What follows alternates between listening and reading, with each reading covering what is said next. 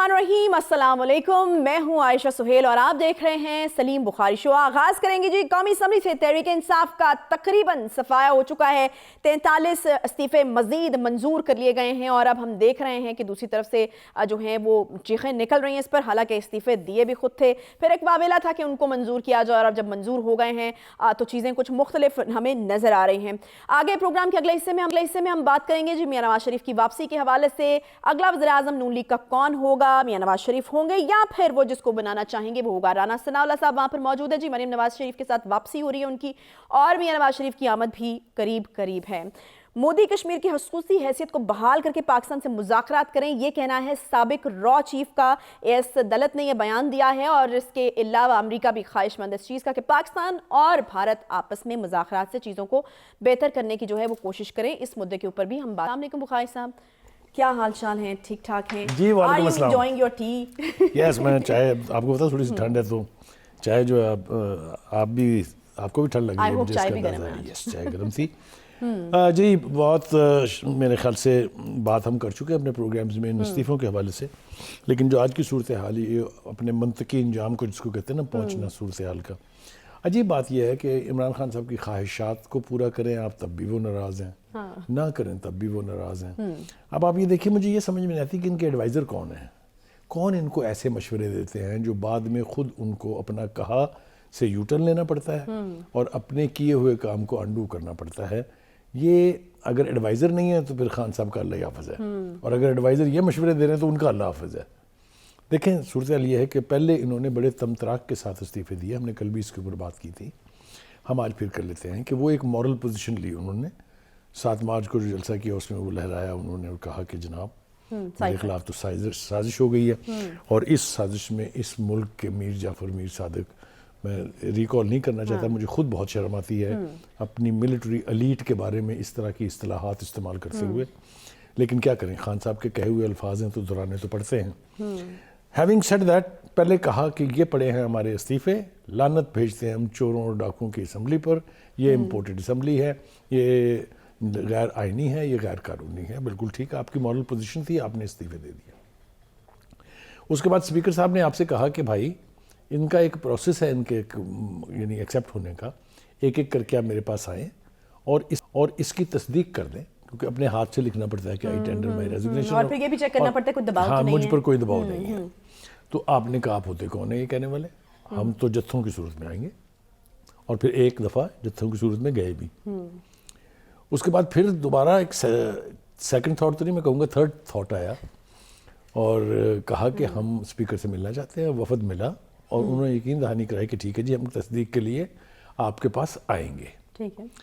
फिर एक ख़ास वक्त तक इंतज़ार किया गया, जब आपकी तरफ से कोई मूवमेंट नहीं हुई तो उन्होंने पहला झटका 35 रेजिग्नेशन एक्सेप्ट करने की सूरत में दिया। ख्याल ये था कि शायद इससे आपको कुछ थोड़ी होश आएगी, थोड़ा सा आप रिकन्सिडर करेंगे फैसलों को।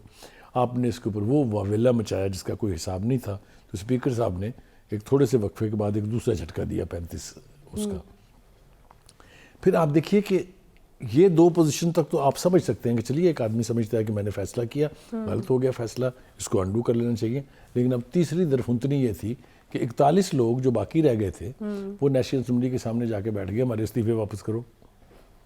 यार खुदा बड़ी के भाग दौड़ हुई वास्ते, है उसके लिए तो। मतलब आप मुझे ये बताइए कि ये आप समझते हैं कि किसी एक स्टेट्समैन के फैसले हो सकते हैं, किसी एक ऐसे शख्स के फैसले हो सकते हैं जो कैंडिड व्यू रखता हो चीज़ों के बारे में, जिसकी पॉलिसी में कंसिस्टेंसी हो। ये जो लोग अपने खान साहब को कहते हैं ना कि ये फाशिस्ट अप्रोच है इनकी, ये फाशिस्ट एटीट्यूड है इनका, ज़रा कोशिश करते हैं तारीख़ में इसका हवाला ढूंढने की। हिटलर मेरे ज़हन में सबसे बड़ा हवाला है, वो भी किसी की नहीं सुनता था। उसकी तबाही की 2 बुनियादी वजूहात थी। पहली ये कि वो अपनी अना और अपनी ख्वाहिश पर हर चीज़ कुर्बान करने के लिए तैयार रहते थे। जिस तरह खान साहब ने अपने अलीम खान, जहांगीर तरीन किस्म के लोग कुर्बान किए, अकबर बाबर, फौजिया कसूर, ये नेम लें एंड आफ्टर। तो जितना मर्जी उनका अहम रोल हो, जितना मर्जी उनका कंट्रीब्यूशन हो, खान साहब को अपनी मर्जी और ख्वाहिश के आगे कुछ सुझाई नहीं देता। और दूसरी वजह उनकी सबसे बड़ी तबाही की हिटलर की ये थी कि उसने एक वक्त में बहुत सारे महाज इकट्ठे खोल लिए थे। खान साहब ने भी अल्लाह के फजल से کوئی محاذ چھوڑا نہیں ہے. انہیں کسی کے کیئر ٹیکر سی ایم بننے پر تکلیف ہے, انہیں کسی کے اسمبلیاں نہ توڑنے پر تکلیف ہے, پھر انہیں کسی کے اسمبلیاں توڑ دینے پر تکلیف ہے. کچھ سمجھ میں نہیں آتی کہ خان صاحب کرنا کیا چاہتے ہیں. تو ایک تو یہ ڈائلیما ہے ان کا کہ وہ فیصلے کرتے بھی ہیں, یا تو فیصلے سوچ سمجھ کر نہیں کرتے, یا اس سے واپس سوچ سمجھ کے نہیں جاتے. اچھا, وہ وہاں سے جو اس پر وضاحت آتی ہے وہ کہ حالات کے مطابق فیصلے جو ہیں وہ کیے جاتے ہیں. فواد چوہدری صاحب نے اس کی ایک لاجک دیا, پتہ نہیں کتنی لاجیکل بات ہے. انہوں نے کہا کہ وہ جو ہے وہ راجہ ریاض صاحب کو ہٹانا چاہتے تھے, اس لیے وہ واپس آنا چاہتے تھے. تو ان کو چھوڑ کے کیوں آئے تھے؟ آپ جاتے ہی نا اسمبلی سے, اس کا یہ بہترین علاج نہیں تھا. آپ نے تو کہا منڈیاں لگ گئیں, آپ نے تو کہا یہ ہمارے خلاف ووٹ دیں گے, نہ انہوں نے ووٹ دیے, نہ کوئی منڈی ثابت ہوئی آج تک, صرف نعرہ تھا. اب وہ ان کی مشاورت سے چیئرمین نیب لگ گیا ہے, ان کی مشاورت سے ہی اگلا چیئرمین الیکشن کمیشن بھی لگے گا اگر وہاں تک نوبت پہنچی تو یہ میں یہی بات تو کر رہا ہوں کہ آپ کیوں ایسے فیصلے کرتے ہیں جو کر کے بھی آپ کو پچھتانا پڑے اور ان کو انڈو کر کے بھی آپ کو پچھتانا پڑے. اور دوسری بات یہ ہے کہ یہ منطق آپ نے فرمایا, ابھی میں نے سن لیا آرام سے وہ, لیکن یہ فواد چوہدری صاحب جو ہیں یا دیگر جو سپوکس پرسن ہیں, 5-6 نام میں گنوا سکتا ہوں آپ کو, انکلوڈنگ شیخ رشید صاحب, یہ ان کے ہاں منطق کوئی کام نہیں کرتی. انہوں نے خان صاحب کو خوش کرنے کا طریقہ سمجھ لیا ہوا ہے, اس کو استعمال کرتے ہیں, اور خان صاحب ان کے اس طریقے کا شکار ہیں. وہ یہی ہے کہ نہ تیرے نال دا کوئی ہے تو نہ تیرے جیسا کوئی ہے. نہیں, مجھے یہ سمجھائیں نا بخاری صاحب کہ یہ یہاں پہ کہہ رہے ہیں کہ خوش کرنے کا طریقہ, جب یہ مشیر مشورے دیتے ہیں اور پھر مشورے الٹے پڑ جاتے ہیں تو خان صاحب کوئی غصہ نہیں کرتے ان کے اوپر, ان کو کوئی ان سے کوئی ناراضگی نہیں ہوتی یا پھر کوئی پوچھ گچھ نہیں ہوتی جی کہ آپ نے مشورہ دیا تھا. ابھی میں نے آپ کو ایک پروفائل بتایا فیشسٹ کا, آپ اس کے باوجود بھی مجھ سے پوچھ رہی ہیں. اچھا, یعنی کسی میں اتنی مجال کہ وہ خان صاحب کے احکامات کے, آپ مجھے بتائیں نا کہ آپ نے ایم این ایس سے کہا استعفے دے دو, انہوں نے دے دیے. آپ نے کہا ہن جا کے واپس منگو, وہ مانگ رہے ہیں. انہوں نے کہا چیئرمین صاحب, تو آپ مجھے بتائیں نہ لاجک اس طرف ہے نہ لاجک اس طرف ہے. تو یہی تو خرابی کی بنیاد ہوتی ہے جب جو لیڈر ہے وہ اپنے اوپر کرٹسزم, اپنی بات سے اختلاف کی اجازت نہیں دیتا. That is where the fascism starts, and ending میں نے آپ کے سامنے رکھ دی ہے. اب آ جائیں جناب, جو نگران وزیر اعلیٰ کے حوالے سے جو ہم سن رہے ہیں ان حلقوں کے اندر جس طرح کی تشویش پائی جاتی ہے. احتجاج بھی ہو گیا ہے, فواد چوہدری صاحب نے کہہ دیا لاہور نے مسترد کر دیا ہے, اب وہ مسترد کروانے پنڈی بھی جا رہے ہیں, وہاں پہ وہاں سے بھی مسترد کرانا ہے. دیکھیں نا, اگر 300-400 لوگ جو ہیں وہ الیکشن کمیشن کے دفتر کے سامنے کھڑے ہو جائیں, نعرہ بازی کریں, تو اس کا مطلب نہیں کہ لاہور نے مسترد کر دیا. یہی ان ریئلسٹک باتیں ہیں جو خان صاحب ماننے کے عادی ہو گئے ہیں اور لوگ ان کو خوش کرنے کے لیے کہتے ہیں. مثال کے طور پہ آبادی پاکستان کی 22 کروڑ ہے, وہ کہتے ہیں 24 کروڑ عوام خان صاحب آپ کے ساتھ ہیں. خان صاحب نے کہنا شروع کر دیا کہ 24 کروڑ لوگ میرے پیچھے ہیں. آپ مجھے بتائیں 43% ووٹ لیے ہیں آپ نے, 67% ووٹ جو ہے دوسرا تقسیم ہوا ہے, جیسے 57%. آپ کہتے ہیں 24 کروڑ عوام میرے ساتھ ہیں. مجھے سمجھ بھی نہیں آتی یہ لاجک. یہ عادت خان صاحب کو بدلنی ہوگی. آپ ریالٹی پر رہیں گے, جب آپ کو صورتحال کا صحیح ادراک ہوتا ہے تبھی تو آپ صحیح فیصلے کر پاتے ہیں. صحیح. اچھا, یہ جو میں نہ مانوں والی ایک اسٹریٹجی ہے, اس کا بھار کس پر ہے؟ کیونکہ دوسری طرف سے تو ہم دیکھ رہے ہیں شاہد خاقان عباسی صاحب کے بیان آپ دیکھیں, نگران وزیر اعلیٰ کو نہیں مانتے, نہ مانیں, آپ الیکشن میں حصہ نہیں لینا چاہتے, نہ لیں, آپ کی مرضی ہے, آپ کا فیصلہ. بالکل آپ نے کس پہ بھار ہے, بالکل آپ نے کیوں کی جا رہی ہے؟ پہلی بات تو یہ کہ آپ نے بالکل ٹھیک کہا کہ آئین کے تقاضے اگر پورے ہو گئے ہیں اور آئین کے مطابق اگر ان پر عمل درآمد بھی ہو گیا ہے تو آپ چیختے چلاتے رہیں, کوئی نہیں سنے گا آپ کی. ہم نے کل پروگرام میں کہا تھا, آپ کو یاد ہوگا, کہ سپریم کورٹ میں اگر جائیں گے تو اس کی یہ ڈسکریشن ہی نہیں ہے کہ چیف الیکشن کمشنر بھیجے گئے ناموں میں سے جو اسپیکر کی طرف سے بھیجے گئے ہیں, دونوں سائڈوں کے نام انہوں نے بھیج دیے, 2 ادھر سے 2 ادھر سے, دین the action is that of chief election commissioner کہ اس نے ان میں سے کس کو بنانا ہے. کوئی نہ اس کو ڈکٹیٹ کرا سکتا ہے, نہ اس سے کوئی پوچھ سکتا ہے کہ آپ نے کیا سمجھ کے اس کو منتخب کیا ہے. یہ اس کا اختیار ہے آئینی طور پہ. یہ خان صاحب کو مان لینا چاہیے. اس کے اوپر آپ نے لوگوں کو دوڑا دیا کہ آپ احتجاج کریں. مجھے تھوڑی بہت گنجائش میں رہ گئی ہے کسی صحیح ایشو پر احتجاج کرنے کی, وہ بھی ایگزاسٹ ہو جائے گی اور اس کا بھی نقصان جو ہے وہ خان صاحب کو ہوگا. جی نہیں, تو آپ کو لگتا ہے کہ سپریم کورٹ میں بھی اس طرح سے سنوائی نہیں ہو رہی ہے جس طرح سے دیکھیں, میں نے عرض کیا نا کہ سپریم کورٹ کے پاس بھی ایک جورسڈکشن ہے. آپ اس سے یہ توقع نہیں کر سکتے کہ آپ کے وہ اپنی جورسڈکشن سے ہٹ کے فیصلے کریں جو کہ ماضی میں ہوتے رہے ہیں. خان صاحب کا خیال یہ ہے کہ دنیا بدلی نہیں ہے ابھی تک. خان صاحب, دنیا بہت بدل گئی ہے. نہ وہ چیف جسٹس ہے اب, نہ وہ اب عدالتیں ہیں. میرے خیال سے عدالتوں کا رویہ بھی اس لیے بدل رہا ہے کہ اگر وہ کسی کے حق میں فیصلہ کر دیں تو ان کے خلاف احتجاج ہے، ان ججز کی تصویروں کے اوپر جوتیاں برس جاتی ہیں. تو وہ بھی تھوڑے سے کانشیس اور محتاط مجھے لگتا ہے کہ ہو گئے ہیں. میں نے پہلے بھی ایک دفعہ کہا تھا، میں ایک دفعہ پھر کہہ رہا ہوں کہ عائشہ 2018 نہیں ہے، بہت ریالٹیز بدل گئی ہیں. وہ جو تمہارے ساتھ تھے اب تم خود کہہ رہے ہو کہ وہ اب ان کے ساتھ ہیں، تو خدا کے واسطے پھر اپنا قبلہ درست کر لینا، صحیح ہے، مطلب اپنے آپ کو پھر صحیح الائنمنٹ میں لے کے آئیں. اگر آپ آنکھیں بند کر کے آؤٹ آف الائنمنٹ چلنے کی کوشش کریں گے you will end up know where. ٹھیک ہے. اچھا کس طرح راضی کیا جائے مجھے بتائیں، کس طریقے سے خان صاحب یا پی ٹی آئی جو ہے وہ راضی ہو جائے گی؟ محسن نقوی صاحب ایک طریقہ ہے اور وہ ہے بھی ان کے گھر میں ہی. نہیں، وہ مریم نواز صاحبہ نے بھی بڑی زبردست قسم کی بات کی ہے. نہیں، وہ تو انہوں نے کہا نا کہ جی اچھا پھر ایسے کرتے ہیں محسن نقوی کو ہٹا کے گوگی کو لگا دیتے ہیں. ان کا تجربہ ہے. میں کہتا ہوں اس بات پر کتنے خوشی ہوں گے خان صاحب، آپ سوچ نہیں سکتے. لیکن اس کا سلوشن ان کے اپنے گھر میں ہے، کیونکہ آئین اس کی اجازت نہیں دیتا، سیاست اس کی اجازت نہیں دیتی، تو پھر اللہ سے لاء لگانی پڑتی ہے. اور وہ موکل جو ہیں وہ خود خان صاحب کے گھر میں رہتے ہیں. ہاں، تو میرے خیال میں کہ اگر یہ فیصلہ مریم نواز صاحبہ کے مشورے کے مطابق ہو جاتا ہے تو گھر میں بھی جو ہے وہ چین ہی چین ہوگا، امن ہوگا، اور باہر جو ہے وہ خان صاحب بھی خوش ہوں گے. یہ وہ گفتگو ہے جو ہم اس لیے کر رہے ہیں کہ خان صاحب اصول کی سیاست نہیں کر رہے ہیں.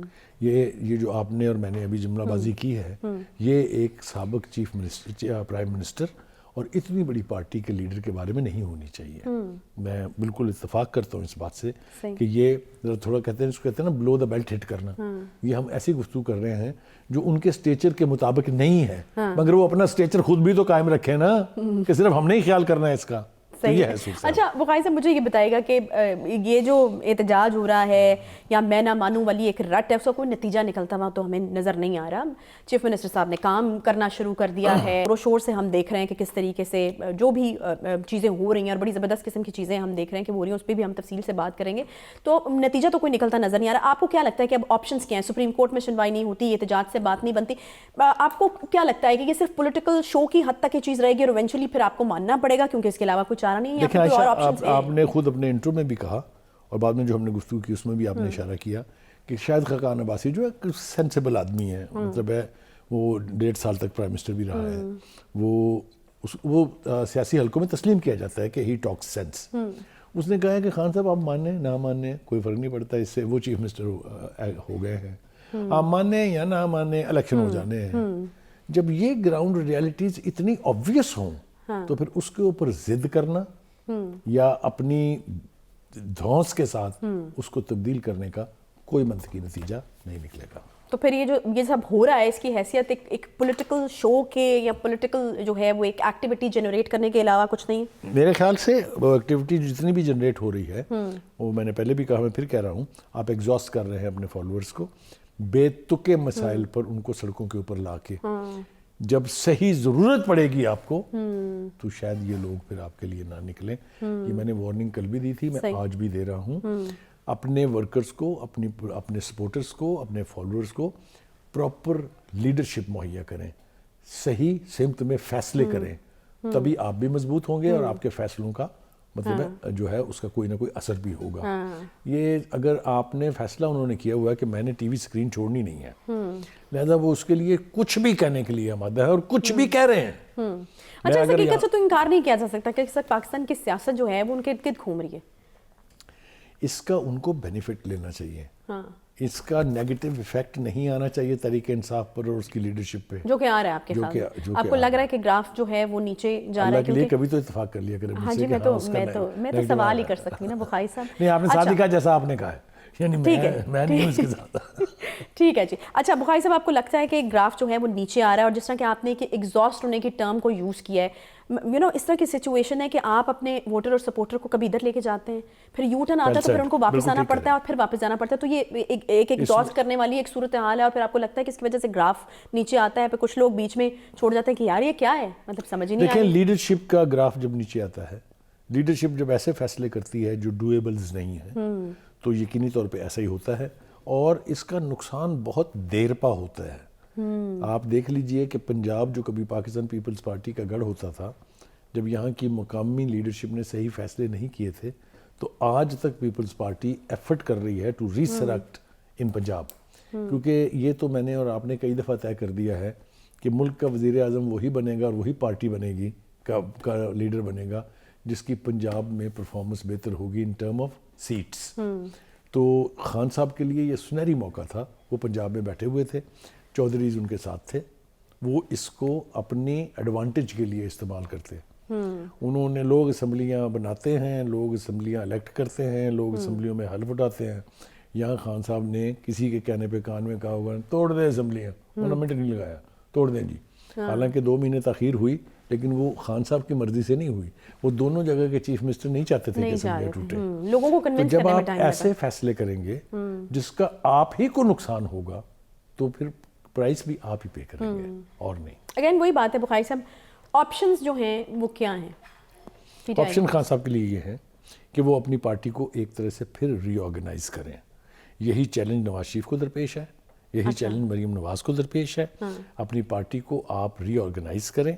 آپ کا بہت نقصان ہو چکا ہوا ہے, آپ کے بہت اہم لوگ آپ کی پارٹی چھوڑ گئے ہوئے ہیں, آپ مزید نقصان افورڈ نہیں کر سکتے. اور اس کے لیے یہ ہے کہ آپ توجہ دیں اپنے پارٹی کارڈرز پر, اپنے پارٹی کے senior leadership per. Bring them on one page, contest election seriously.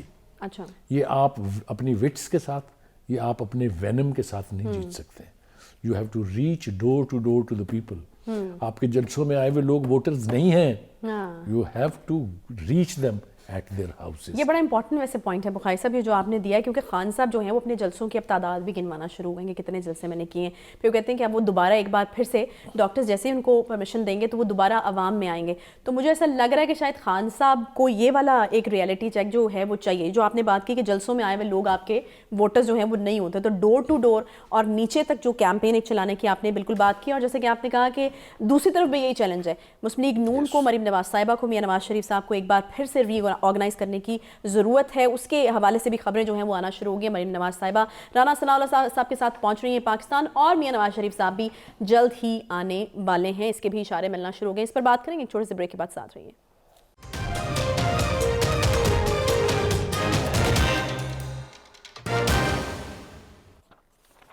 Welcome back G. Break کے بعد ایک بار پھر سے خوش آمدید کہتے ہیں. مسلم لیگ نون کیا تیاری پکڑ چکی ہے پاکستان کے سیاسی منظرنامے میں ایک بار پھر سے انٹری کے لیے, اور کیا یہ تیاری بڑے بھرپور طریقے سے اور بڑے دھماکے دار طریقے سے ہو رہی ہے؟ تو اس کے اشارے تو آنا شروع ہو گئے ہیں, خبریں بھی ملنا شروع ہو گئی. رانا صاحب اس وقت موجود ہیں لندن میں جی, بڑی اہم بیٹھکیں وہاں پر لگ رہی ہیں.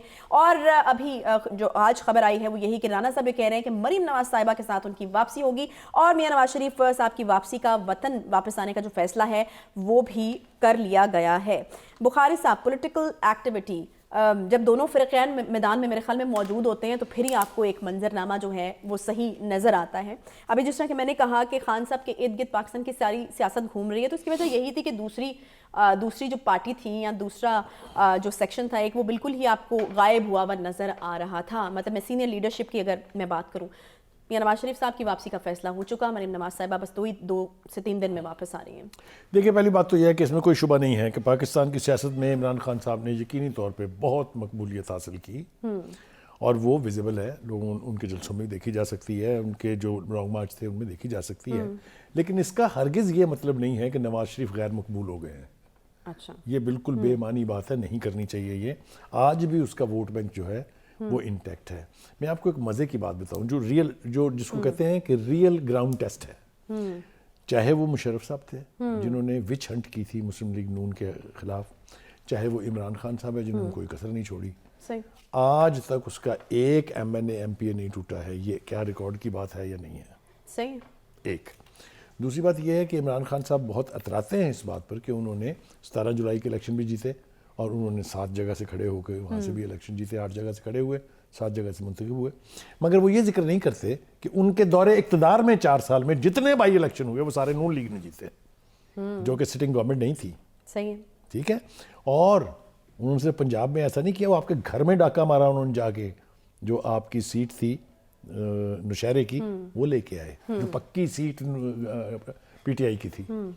تو یہ کمپیریزن ڈرا کرنے سے پہلے تھوڑا سا ہسٹری کے اوپر نظر رکھنا بہت ضروری ہے. صحیح. اور بھی بہت سارے فیکٹرز ہوتے ہیں نا بخاری صاحب, جس طرح ایک بات تو یہ ہوگی جس طرح کہ میاں نواز شریف صاحب کے حوالے سے آپ نے کہا کہ ان کی مقبولیت کم ہو گئی, یہ بات نہیں کرنی چاہیے, بیکاز جب لوگ میاں نواز شریف صاحب کے ادوار پر نظر ڈالتے ہیں, اکنامک اسٹیبلٹی ہمیں نظر آتی ہے, ہمیں پاکستان کی خوشحالی کا دور نظر آتا ہے, ہمیں پاکستان میں ڈیولپمنٹ نظر آتی ہے, ہمیں پاکستان میں سڑکوں کا ایک جال بچھا ہوا جو ہے وہ نظر آتا ہے. تو میرے خیال میں کافی چیزیں ہیں جو میرے خیال میں اگر نواز شریف صاحب واپس آتے ہیں تو لوگوں کو ایک دم سے ریوائیو ہوگی. دیکھیے, جہاں تک گراؤنڈ کے اوپر ڈیولپمنٹل پروجیکٹ, میگا پروجیکٹ کا تعلق ہے, دیر از نو پیرلل ٹو نواز شریف. میں آپ کو بالکل یقین کے ساتھ کہہ رہا ہوں, چاہے وہ اورنج ٹرین ہے, چاہے وہ میٹرو ہے, چاہے وہ بجلی کے کارخانے ہیں, نیم دم. ملتان کا میٹرو ہے, پنڈی کا, راولپنڈی اسلام آباد کا میٹرو ہے, کراچی میں گرین لائن سے لے کے, جہاں تک سرفیس کے اوپر نظر آنے والے پروجیکٹ کا تعلق ہے, دیر از نو parallel to Nawaz Sharif and Shahbaz شریف. بالکل وثوق سے میں کہہ رہا ہوں. ایک بات. دوسری بات یہ ہے کہ آپ نے ان پر تنقید تو کی, لیکن آپ نے 4 سال میں ایک پروجیکٹ بتا دیں, ایک آپ نے کیا تھا بی آر ٹی کا پشاور والا, اس کے اوپر کیا مطلب اس کے اوپر کیا ہوا الٹیمیٹلی وہ آپ سے بھی پوشیدہ نہیں ہے, مجھ سے پوشیدہ نہیں ہے. اس کی کرپشن 7 ارب کی تو اے ڈی بی نے کہی, اور یہ بھی آپ کو یاد ہوگا کہ اس پہ بڑی تنقید بھی کرتے تھے کہ یہ کیا دیکھیں نا, آپ نعرہ لے کے آئے تھے صاحب کا, آپ نے اپنے کو 65 کے قریب لوگ جو ہیں وہ تو چپکے سے پاسے کرا لیے نا, بلیک میل کر کے, جو چیئرمین تھے نیب کے. لیکن ہیونگ سیڈ دیٹ, جہاں تک ڈیلیور کرنے کا تعلق ہے وہ ڈیلیوری سرفیس پہ نظر آنی چاہیے. ایک دوسری بات یہ ہے, کوئی تو وجہ ہوگی نا کہ پنجاب کے لوگوں نے اور پاکستان کے لوگوں نے ووٹ دے کے 3 دفعہ ان کو پرائم منسٹر بنایا, تو وہ 4تھی دفعہ کیوں نہیں بن سکتے جی؟ اچھا, وہ وہی بننے والے ہیں پرائم منسٹر. میں تو اندر کی خبر آپ سے لینا چاہوں دیکھیے, گی کہ نواز شریف صاحب پرائم منسٹر بننے میں انٹرسٹڈ ہیں, یا آپ کو لگتا ہے کہ وہ فیس ہیں مسلم لیگ نون کا, ان کو ہی بننا چاہیے, یا پھر آپ کو لگتا ہے کہ وہ کسی اور کو نامینیٹ کر سکتے ہیں؟ دیکھیے, میں عرض کروں آپ سے, جب انہوں نے خاقان عباسی کو بنایا تھا وہ حالات مختلف تھے. اچھا, he was disqualified, he was dish allowed to participate in political activity, ان کو ہیڈ تک نہیں رہنے دیا. تو وہ ایک الگ انوائرنمنٹ تھا, ایک الگ سیناریو تھا. لیکن جس طریقے سے اسحاق ڈار صاحب واپس آئے ہیں, جس طریقے سے سلمان شاہ آئے ہیں, جس طریقے سے مریم نواز کا کیس انڈو ہوا ہے, میرٹس پر کسی نے فیور نہیں کی ان کے ساتھ. اگر نواز شریف صاحب کا اقامہ کا کیس جو شروع ہوا پاناما سے ختم ہوا اقامہ پہ, ایک ایسی ریسیویبل سیلری اپنے بیٹے کی فیکٹری سے جو انہوں نے نہیں لی, تو اس کے مجھے کوئی ڈاؤٹ نہیں ہے کہ اگر کورٹ نے میرٹ پر یہ کیس سنا تو یہ ایگزانوریٹ ہو جائیں گے. Once he is a clean main all over again. آپ ذرا دیکھیے گا یہاں پاکستان میں پولیٹکس ہوتی کس طرح کی ہے. اچھا, ٹھیک ہے, یہ وہی جو آپ بخاری صاحب, مجھے ایک پرانی بات یاد آ رہی ہے, جب ہم نے شو شروع کیا تھا تو آپ ایک بات کا بڑا ذکر کرتے تھے, لیول پلینگ فیلڈ والا. تو وہ یہ وہی والی ہے. یہ جسچر بھی آپ کا بالکل ٹھیک سمت میں ہے کہ اگر فیئر پلینگ فیلڈ ہوگی, لیول پلینگ فیلڈ ہوگی, تو یہ سیاست کوئی اور کروٹ لے گی. ایک تو یہ ہو گیا. دوسری بات یہ ہے کہ مجھے اس بات کی خوشی ہے کہ جو معاشی بدحالی ہے, جو قیمتوں کا طوفان برپا ہے, جو غریب آدمی کی زندگی اجیرن ہوئی ہوئی ہے, وہ تو آنے والا ہے بخاری صاحب. ایک اور رائے میں ساری شرطیں منظور کرنی ہم نے آج. وہ تو سانس بند کرنے کی نوبت جو ہے ذرا ٹھہر کے آئے گی, پہلے سن تو لینا. تو اس سے نبٹنے کے لیے انہوں نے فیصلہ کیا کہ ہم منی بجٹ لے کے آئیں گے. ٹھیک, ہم منی بجٹ میں کیا کریں گے؟ ہم منی بجٹ میں IMF کی ساری باتیں مان لیں گے. مان لی ہم نے مان لی. اس سے کیا ہوا؟ اس سے ہوا یہ کہ آپ کی قیمتیں اور بڑھیں گی, آپ کے آپشنز اور کم ہو جائیں گے. لیکن اگر آپ کے پاس کوئی پلان ہے غریب آدمی کو ریلیف دینے کے لیے, جس کی تفصیل میں نے جب پڑھا, میں اور آپ گفتگو بھی کر رہے تھے, کہ اگر آپ غریب آدمی کو اس میں ریلیف دے دیتے ہیں اور جو ایک مرات یافتہ طبقہ ہے اس کو تھوڑا سا ٹیکس کر لیتے ہیں. مثال کے طور پر آپ نے کہا کہ جی ہم جو لگژری گڈز ہیں اس کے اوپر ہم اور ٹیکس لگائیں گے, اور جو 70 ارب روپے کی ہم نے چھوٹ دی ہوئی ہے وہ ہم واپس لے لیں گے. تو یہ اس ایکسٹرا پریشر کو میک اپ کرنے کے لیے یا ایون کرنے کے لیے یہ چیزیں کام آئیں گی. لیکن بخاری صاحب پرابلم تو یہ ہے نا کہ انفارچونیٹلی وہ جو نچلا طبقہ ہے وہ بچ نہیں پائے گا. تیل کی قیمت پر لیوی مکمل لی جائے گی, گیس کی قیمتیں بڑھائی جائیں گی, سبسڈی ختم کی جا رہی ہے بجلی کے اوپر. یہ ساری چیزیں کام آدمی کو افیکٹ کریں گی. اگر آپ کو یاد ہو تو خان صاحب کے دور میں بھی یہ ہوا تھا, لیکن نواز شریف نے بھی یہ کیا تھا کہ جو سلیبز ہیں بجلی کے بل کی, سوئی گیس کے بل کی, وہ سلیبس طے ہو جائیں گی. جس کا 300 یونٹ سے کم بل ہے اس کے اوپر کوئی ٹیکسیشن نہیں لگے گی. 7 روپے جو بڑھانے کی بات ہے وہ ان پر لگے گی جو 300 سے زیادہ بجلی استعمال کرتے ہیں.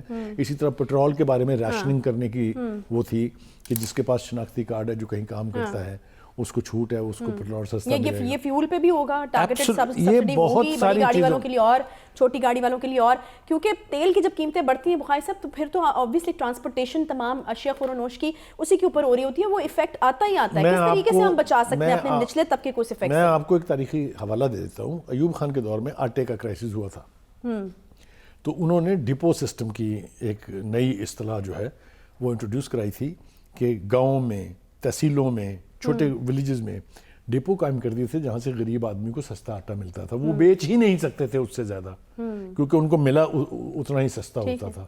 تو غریب آدمی کی چیخیں نکلنی بند ہو گئی تھی. پورے ملک میں آٹا سستے, جو طریقہ کار ہے میں بخاری صاحب یہ اپلائی ہونا بھی تو ضروری ہے. دیکھیں خان صاحب نے, مثالیں تو بڑی اچھی خان صاحب نے اگر حکومت سے نکلنے کے بعد اپنی پارٹی سازی کی ہوتی, ممبرشپ کی ہوتی, اس پر فوکس رکھتے, ان کو کام کرنے دیتے تو حالات اتنے خراب شاید نہیں ہوتے. میں چاہتا نہیں ہوں لیکن مجھے کہنا پڑے گا کہ آئی ایم ایف کے حوالے سے جو رول شوکت ترین صاحب نے اور 2 صوبائی وزرائے خزانہ نے کیا, وہ ملک کو تباہ کرنے کی سازش جو ہے, میں سمجھتا ہوں اس سے بڑا اور ہائی ٹریجن کا کیس کیا ہو کہ آپ انٹرنیشنل فائنینشیل انسٹیٹیوشن ذمہ دار پوزیشن میں ہو کے خط لکھیں کہ پاکستان کو آپ قرضہ نہ دیں. ایک بات نہیں ہے, بہت ساری باتیں میں حوالے دینا نہیں چاہتا ہوں. آپ تو یہاں تک گئے کہ یونائٹڈ نیشن کو آپ نے خط لکھ دیا کہ فلاں جو پاکستان کا افسر ہے جسے آپ نے چنا ہے بہت سینئر پوزیشن کے لیے, اس کو آپ نہ رکھیے گا, وہ 2 نمبر آدمی. یہ تو آپ کا کنٹریبیوشن ہے پاکستان کی ساکھ کے لیے. Any way, having said that, یہ تو اب ہو چکا نا. اب تو ہم ایک ایکسٹریم جو پوزیشن ہے اس کے اوپر آ کے کھڑے ہوئے ہیں. حقائق بہت تلخ ہیں.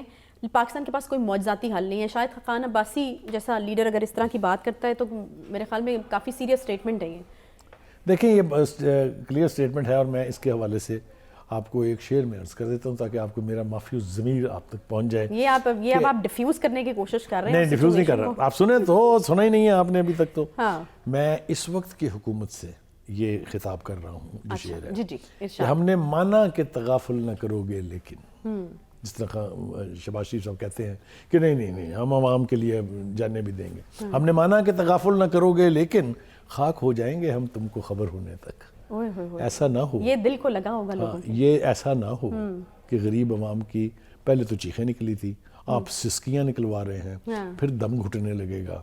اس سے پہلے do something as fast as you can. Very nice. یہ آپ شعر میں آپ نے سب کچھ کہہ دیا جی. ایک چھوٹا سا یہاں پہ بریک لیں گے, بریک کے بعد واپس آتے ہیں. ساتھ رہیے.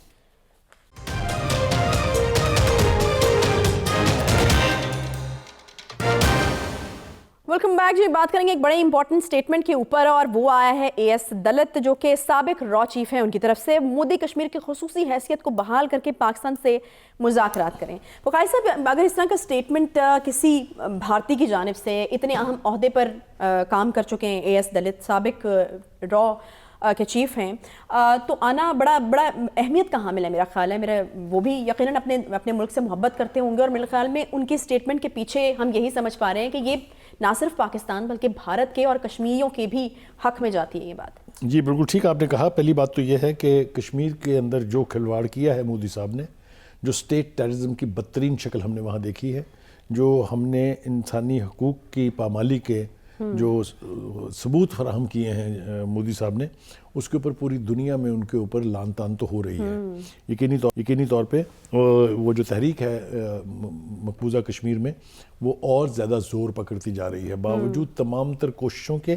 جو سٹیٹس بدلنے کی کوششیں جو انہوں نے 5 اگست 2019 میں فیصلہ کیا تھا, اس کو کسی بھی سطح پر پذیرائی نہیں ملی ہے. سو مچ سو کہ ہندوستان کا پرائم منسٹر اس علاقے کا دورہ نہیں کر سکتا, وہاں الیکشن نہیں ہو سکتے. تو ریزسٹنس تو وہاں کے مقامی لوگوں کی طرف سے بہت ہے. لیکن ہم نے ماضی میں تھوڑا سا, یعنی 2019, 20, 21 اور 22 میں ڈپلومیٹکلی اس کے لیے بہت کم کام کیا ہے. مجھے یاد ہے خان صاحب کی ایک تقریر یونائٹڈ نیشن میں, بہت اعلیٰ تقریر تھی. یقینی طور پر اس سے دنیا کو مسئلہ کشمیر کی طرف متوجہ کرنے میں وہ کامیاب ہوئے تھے, لیکن بیک اپ سپورٹ اور فالو اپ ایکشن زیرو. اس کے بعد اب ہم نے ریسنٹلی دیکھا ہے کہ بلاول بھٹو زرداری صاحب یونائٹڈ نیشن گئے ہیں, وہاں پھر جو بہت سارے ملکوں کی کانفرنس تھی G20 کا اجلاس تھا، ان تمام پلیٹ فارم پر انہوں نے کشمیر کے ایشو کو بہت صحیح سمت میں اور بہت صحیح طریقے سے اجاگر کیا ہے، اور اب تھوڑی سی ایک ورلڈ اوپینین چینج ہو رہی ہے ہندوستان کے بارے میں، اور اس کا سب سے بہتر اثر اگر ہم نے دیکھنا ہے تو وہ جو BBC کی طرف سے ڈاکومنٹری بنائی گئی ہے، جس کو مودی صاحب نے انتہائی ڈھٹائی اور بے شرمی سے انڈیا کے اندر بیان کر دیا ہے، اس میں حکومت برطانیہ اور برطانوی عوام ان کے جذبات جو ہیں سمو دیے ہیں اس ڈاکومنٹری میں، جو یہ سمجھتے ہیں کہ دس بچر آف گجرات، یہ اصطلاح انہوں نے استعمال کی ہے اور یہ کہا ہے کہ اس کے ثبوت موجود ہیں کہ مودی صاحب نے 2000 بندوں کو قتل کروایا اور اس کا کریڈٹ بھی لیا۔ تو ایک تو میں یہ سمجھتا ہوں، اور بخاری صاحب یہ ڈاکیومنٹری جہاں پر بنی ہے، جنہوں نے ریسرچ کروائی ہے، وہ ایسی ہوا میں کوئی بات نہیں کرتے، ان کے پاس ثبوت موجود ہے۔ BBC جیسا ادارہ جو ہے بغیر ثبوتوں کے تو کبھی ایک لفظ نہیں کہے گا، اور یہ گلے پڑ گئی ہے ہندوستان کے دھڑا دھڑ اس کے بارے میں ایک کیمپین ہے پورے ملک کے اندر کہ جی یہ بہت بڑی سازش ہوگی۔ کوئی سازش نہیں ہے، یہ آپ کے کرتوت جو ہیں اس کا نتیجہ ہے، آپ کے جو ایکشنز ہیں اس کا نتیجہ ہے۔ ہیونگ سیڈ دیٹ، دیکھیے ہمیں امریکہ سے کوئی بہت زیادہ توقعات تو رکھنی ہی نہیں چاہیے تھی کبھی بھی۔ ہمیں یہ اگر امریکہ بتائے کہ جی یہ آپ کا بائی لیٹرل ایشو ہے تو یہ ہمیں پہلے سے نہیں پتا، میں وہی کہہ رہی ہوں، لیکن مجھے امید اس وقت پیدا ہوئی تھی جب خان صاحب جو ہیں وہ سیکنڈ ورلڈ کپ جیت کے آئے تھے وہاں سے ٹرمپ صاحب سے ملنے کے بعد، کہ وہ اس میں ثالثی کا رول ادا کرنے کے لیے تیار ہیں، جس کو اٹھا کے بھارت نے پہلے دن ہی باہر پھینک دیا تھا کہ کوئی سوال ہی پیدا نہیں ہوتا، ثالثی کسی کو ہم اجازت ہی نہیں دے سکتے۔ لیکن میرے خیال سے یہ تو اب تو وہ آفر بھی نہیں ہے ثالثی کی، اب تو صرف مشورہ ہے کہ کر لیں آپ کا۔ میں نے کہا نا کہ ان سے زیادہ توقع رکھنی نہیں چاہیے۔ اس وقت دو آپشنز ہیں ہمارے پاس، ایک یہ ہے کہ ہم ہر لحاظ سے کشمیریوں کی جد و جہد آزادی کا ساتھ دیں اور کھل کے دیں۔ یہ جو بیان ہے نا، دس از نو بیان، دس مینز نتھنگ، ایسا لگتا ہے اپنی جان چھڑانے والا، مطلب دس از جسٹ اباؤٹ روایتی ایک جملہ ہے جس کا مطلب کچھ نہیں ہے۔ ایک بات ہم نے تو یہاں تک کیا ہوا ہے کہ امریکہ کی اور بھارت کی خوشنودی کے لیے جو آئیکنز تھے کشمیر سٹرگل کے، ان کو یا گھروں پہ نظر بند کیا ہوا ہے یا جیلوں میں ڈالا ہوا ہے، صرف اپنی حکومت کو طول دینے کے لیے۔ یہ رویہ ہمیں ترک کرنا پڑے گا۔ جس دن آپ نے آزادی کشمیر کے لیے لڑنے والی قوتوں کو اوپن ہینڈ دیا، مودی اپنی موت خود مر جائے گا، میں آپ کو بتا رہا ہوں یہ اس لیے کہ جب یہ عروج پر تھی ہندوستان سسک رہا تھا، اور اس کا ایک آئیکن ایونٹ میں بتاؤں کہ کارگل میں صرف مجاہدین نے جا کے پٹھان کوٹ سری نگر روڈ تک بلاک کر دی تھی، یاد ہے آپ کو؟ وہ تو امریکہ نے تھوڑی سی بے غیرتی کا مظاہرہ کیا، سیٹلائٹ سے ہندوستان کو تصویریں دی پاکستان کی پوزیشنز کی، اور پھر ان کی وہ بوفر گنز جو خریدی گئی تھی اس سے انہوں نے جس کو انڈسکریٹ بامبنگ کر کے اور وہ تھوڑی سی صورتحال بدل دی۔